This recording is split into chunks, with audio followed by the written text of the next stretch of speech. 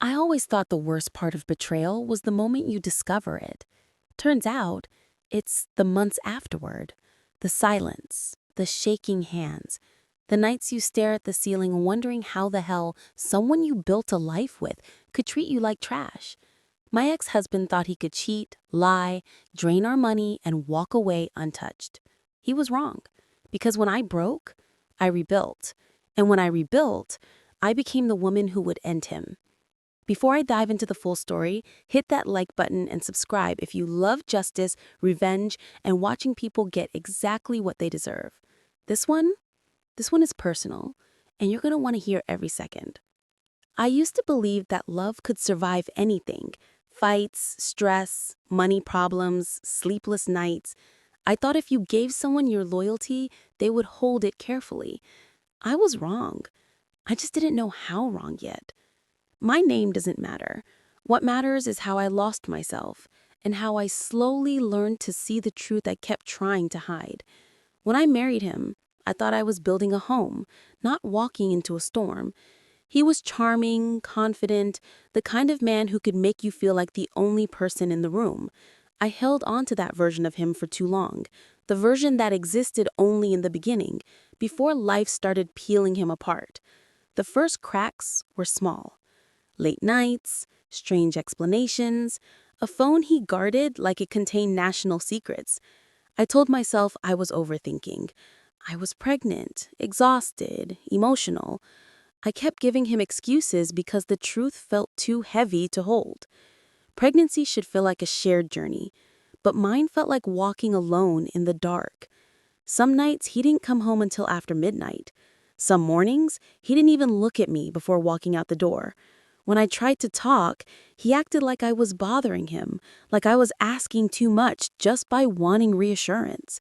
He kept saying, "You know I'm busy," even though I could feel the distance growing like a quiet fire between us. I told myself he was tired. I told myself things would get better after the baby. I told myself I was strong enough to handle it. But the truth was, I was breaking, and I didn't want anyone to see it. One night, while folding tiny baby clothes, his phone buzzed. I never touched his phone, ever. But something inside me, instinct, fear, maybe both, made my hand move before my mind could stop it. The message on the screen wasn't from a coworker. It wasn't from family. It was from another woman. An adult woman who he had met through a fitness group he joined a few months back. "Last night was amazing," she wrote. "Same time tomorrow?" I felt my chest tighten until I could barely breathe. It was like someone had reached into my body and twisted something sharp. I wish I could say I screamed. I wish I could say I confronted him, through the phone, demanded answers. But I didn't. I just sat there, staring at the tiny clothes in my lap, realizing the home I thought I was building had already fallen apart. When he walked in later, smelling like cologne I didn't recognize, he acted completely normal. Too normal. Like he was living two lives. I didn't mention the message. I wasn't ready to hear his lies. Not yet. Life after giving birth was a blur of exhaustion and silence. He started going out more, dressing better, smiling at his phone more than at his own child. He kept saying I was too emotional, too suspicious, too dramatic. But the thing about betrayal is, once you see it, you can't unsee it. Every little thing becomes louder. The perfume smell on his shirt, the late night showers, the new passwords, the "I'm working late" text that didn't match his schedule. He wasn't even trying to hide it anymore. He was just hoping I wouldn't question it. And for a while, I didn't. Not because I loved him blindly, but because I was scared of the truth, scared of raising a child alone, scared of starting over, scared of admitting I had tied my life to a man who didn't respect me. It wasn't one big moment. It was 1,000 small ones that finally clicked into place. The way he answered messages only when I wasn't looking. The way he smiled at his phone more than at his baby. The way he acted annoyed whenever I asked simple questions. One night, I finally said, "I know you're seeing someone." He didn't even deny it. He didn't even look guilty. He just said, You always overthink everything," and walked away, like I was the problem, like my feelings were an inconvenience. That's when I realized something important. I wasn't losing him. I had already lost him. What I was actually losing was the illusion I kept holding on to. And even though I hadn't taken my revenge yet, something had changed inside me. I wasn't scared anymore. I wasn't confused anymore. I wasn't begging for answers anymore. I was done waiting for him to respect me. I was done hoping he would become the man he used to pretend to be. That's where the real story begins, where the fire starts, where I stop being the one who gets hurt and become the one who refuses to stay silent. People always think the worst part of betrayal is the moment it happens, but they're wrong. The worst part is the numbness that comes after. That heavy, suffocating quiet where your mind keeps replaying everything, not to hurt you, but because it's trying to make sense of the senseless. Right after confronting him, I didn't cry, I didn't scream, I didn't throw anything or fall apart. I just shut down. It was like every emotion I had was packed into a box and shoved so far inside me that nothing could reach it. Not even me. That numbness is what finally allowed me to see things clearly. I saw him. Not the man I married, but the man he had slowly become. Selfish, cruel, entitled, someone who believed loyalty was something only other people owed him. And the more I understood that, the more something inside me shifted. It wasn't grief anymore. It wasn't fear anymore. It wasn't even heartbreak. It was something sharper, a tightening, a focusing, a kind of cold clarity I had never felt before. Pain was no longer my enemy. Indifference was.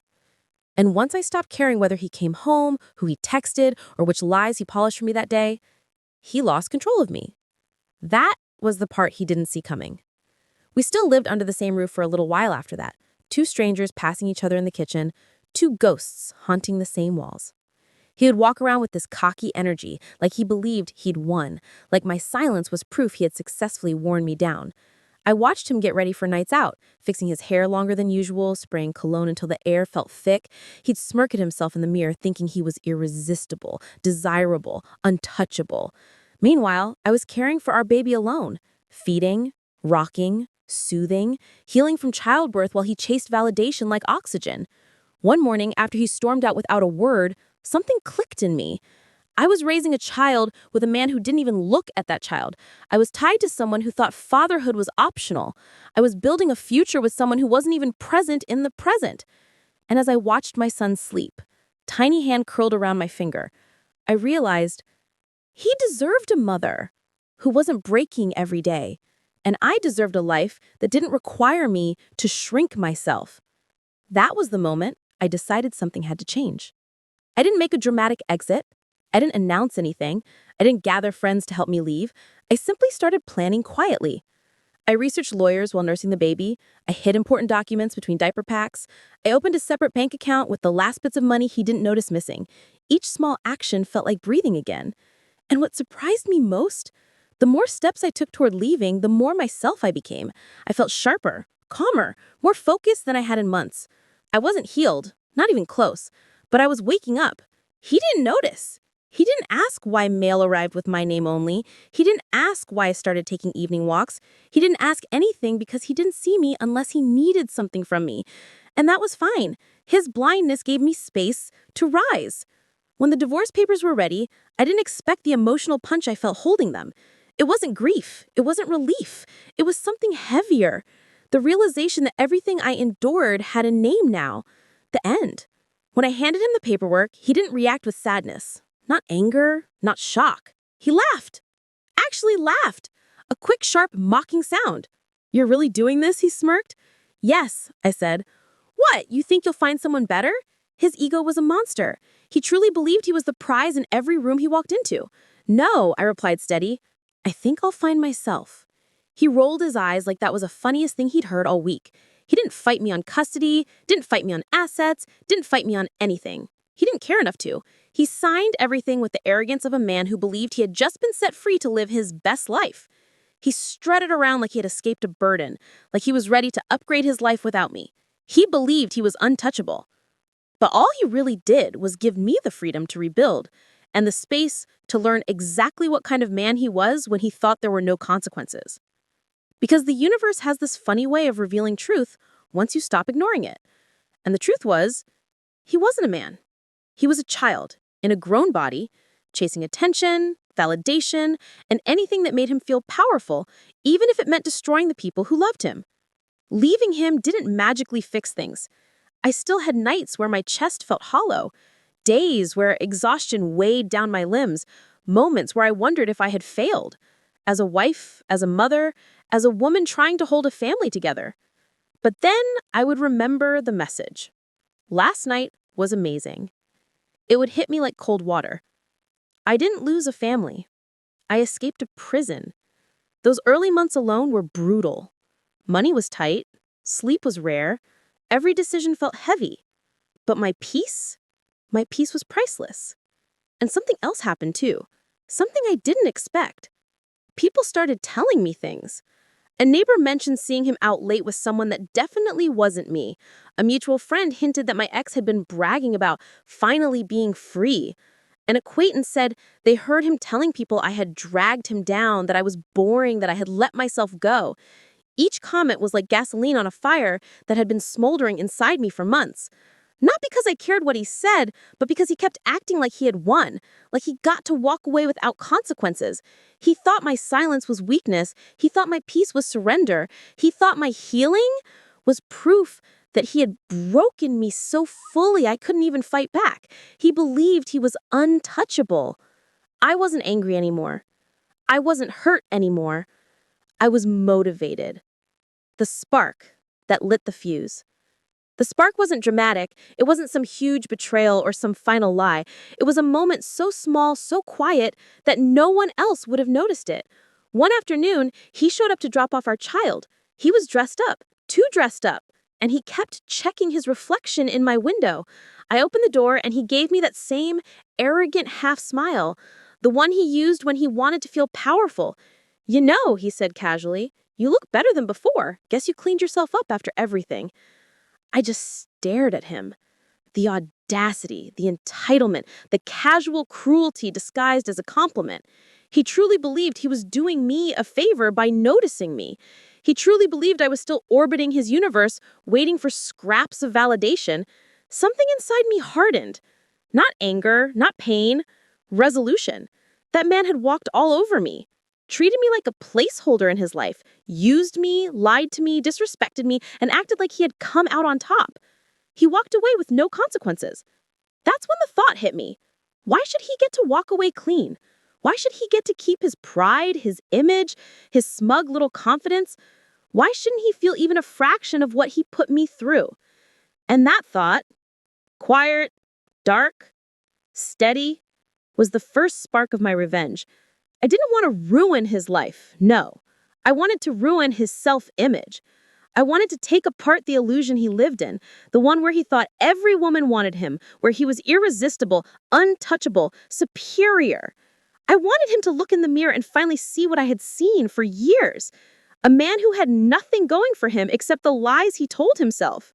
And once that desire settled in my chest, once the numbness faded and clarity sharpened, I knew exactly what I was going to do. I knew how to hit him where it hurt most.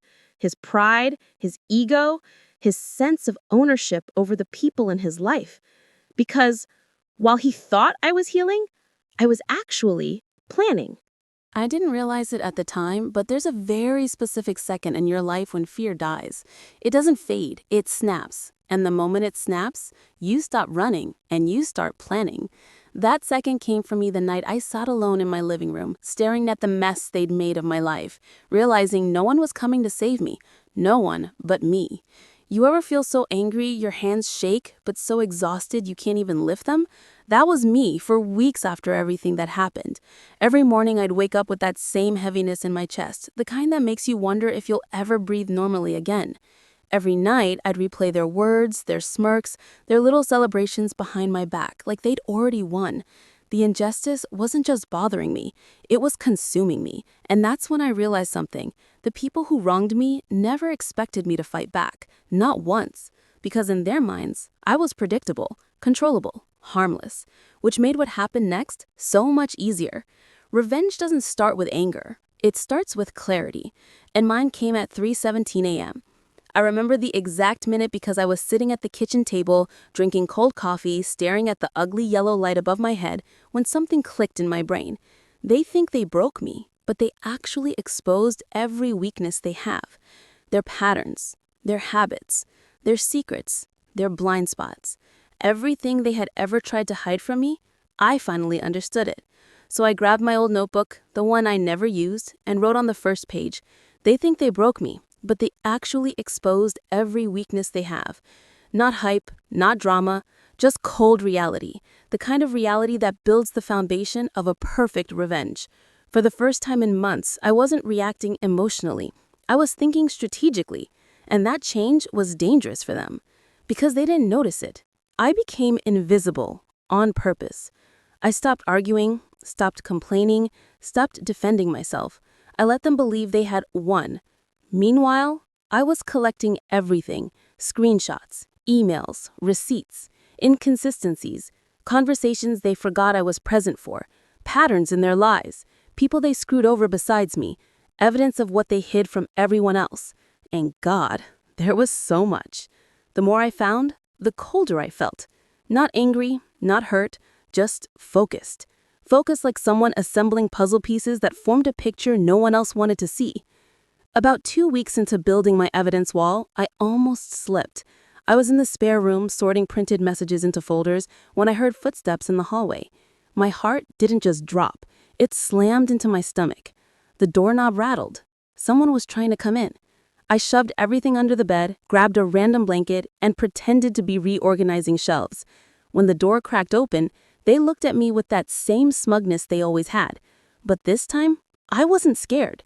Inside, I was thinking, "You have no idea, you're already losing." They left without suspecting a thing, and the moment the door closed, I realized something. The close call didn't scare me. It energized me. Every villain has some weak spots. Some hide it, some deny it, some think no one will ever discover it. But all of them have it. And these people, oh, they had many. The funny part? Their biggest weaknesses weren't complicated. They were painfully simple. They needed everyone to think they were perfect. They couldn't handle being questioned. They lied so often, they forgot which version they told to whom. And the moment I realized how fragile their image was, I knew exactly how to break them. Not violently, not illegally, not recklessly, but surgically, slow, precise, devastating. Most people think revenge is thrilling from start to finish. It's not. It's lonely. It's cold. It's obsessive. There were nights I'd sit awake, knees pulled to my chest, staring at the wall, thinking, if I fail, they're going to destroy me. And that fear was real. But something else was stronger. The memory of what they did, what they took, how they made me feel like I didn't matter. I repeated the same sentence every night like a prayer. This ends with me winning. Even if it took weeks, even if it took months. And trust me, it took time. Now it was the moment everything locked into place. There was one conversation, one small, accidental slip they made that tied my entire plan together. I wasn't supposed to hear it. They thought I was out, they thought they were safe. But I overheard everything. Every lie they told behind my back. Every detail they thought I didn't know. Every future move they planned to make against me. It didn't make me angry. It made me certain. Because what they said confirmed one thing. If I didn't destroy their plan, they were going to destroy my entire life. And that was the moment fear snapped forever. I went back to my notebook, turned to a new page, and wrote in bold letters, "The revenge begins now." And that is where things shift from planning to action. And trust me, they never saw any of it coming. If you thought the planning was intense, wait until you hear how I executed every single step without them realizing they were walking into their own downfall. I didn't rush the final act. I waited, silently, patiently, until one perfect opportunity opened up. My ex-husband had always been careless with money, but after I exposed his affairs to his colleagues and friends, his spiral got worse. He started drinking more, skipping work, and ignoring bills. That was my doorway. One night he texted me out of nowhere, drunk, sloppy, pathetic. saying he missed what we had. I didn't reply, but I screenshotted everything. The next day, I reached out to someone who had been waiting to talk for years. The HR director at his university. See, when we divorced, I didn't report him for having inappropriate relationships with students. I didn't want to drag the mess any further because I needed to heal. But he didn't heal. He didn't change. He kept doing the same thing with new students. And this time, one of those students had already complained about him, but she was scared to push it. I wasn't scared. With her permission, I turned over every screenshot, every message, every video, every date-stamped expense, every hotel receipt he stupidly emailed to our old cloud. I gave them the whole trail, a clean, chronological map of misconduct. And then came the real blow, his financial fraud. Remember those 9 months he sent me $400? He wrote it off on his taxes as child support. Child support he never legally filed. Child support for a baby that never existed. That is tax fraud, sweetheart. When the university and IRS flagged him for lying on his return, everything hit him at once. He was suspended without pay, then he was terminated, then the IRS filed a fraud charge, and the student case moved forward, which triggered a second charge for abuse of authority. He tried to blame me. He tried to say I set him up. But the IRS doesn't care about feelings. The university doesn't care about tears. The law doesn't care about excuses. He created the mess. I simply handed it to the right people. And the day he was taken away in cuffs, not a dramatic movie arrest, but just a quiet, humiliating one outside his crumbling apartment, I didn't cheer. I didn't feel triumphant. I felt free. He got 18 months in jail, not for my revenge, but for his own stupidity and entitlement. The IRS doesn't play, and neither do university ethics boards. The final message he ever sent me came right before sentencing. You ruined my life. I didn't answer. Because the truth is simple, I didn't ruin anything. I just stopped protecting him. And that was the hardest, most justified revenge of all. If you enjoyed watching justice finally land where it belonged, make sure you hit that like button so this story reaches more people. Subscribe for more real-life revenge stories, and don't forget to drop your thoughts in the comments. I read every single one. Until next time, stay safe, stay smart, and never let anyone dim your power.